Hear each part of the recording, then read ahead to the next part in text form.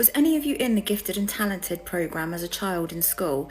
You might not even remember it until you see pictures like this which jog your memory. A lot of us are waking up to the fact that this was actually a lot weirder than what it was made out to be. We were told to listen to weird sounds and weird beeps through these headphones. Some of us got told to match the sounds up to a screen with dots on with absolutely no context. And if you tried to ask a question about what they was actually asking you to do, you would never get an answer. You'd just get met with silence. You was often put in a room like this, or maybe like this. You was given weird cards with weird shapes on and told to sort them out with absolutely no context in which way you should sort them or what you should do with them. You was given pieces like this and asked to put a puzzle together or put them in a certain order. You also had weird questions asked to you, like about your dreams, for example. And the person who was actually in the room with you asking you to do these things was extremely cold. You was never given any praise or told that you done well or actually given any context at all, which is a bit strange if you're in a Gifted and Talented programme, because wouldn't you think that you would be being encouraged and being told that you're doing well? The weirdest part of it all was probably the pink drink that you was given in cups like these at the end of every lesson. They would come in, pull you out of your lesson, ask you to do all this weird stuff, and then at the end you'd be given this drink and you'd get told, if you asked about it, that it was a fluoride treatment.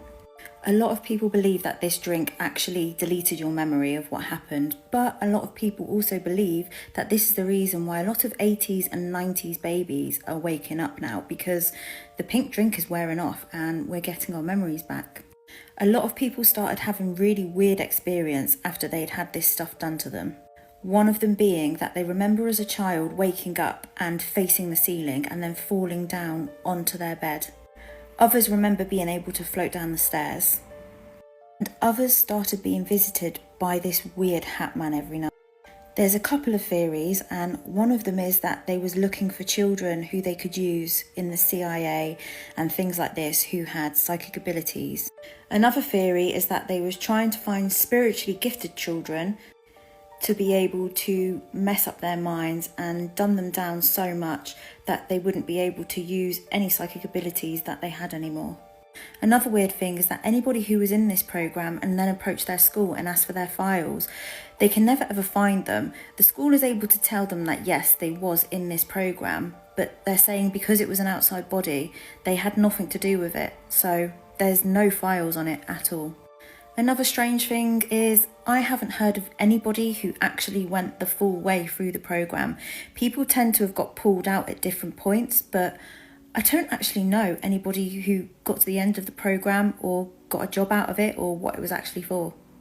It's just all a bit strange. Do you remember being in this programme? Schools train people to be ignorant with style. They give you the equipment that you need to be a functional ignoramus.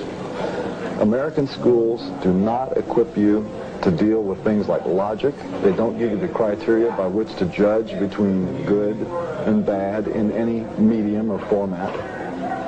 And they prepare you to be a usable victim for a military-industrial complex that needs manpower.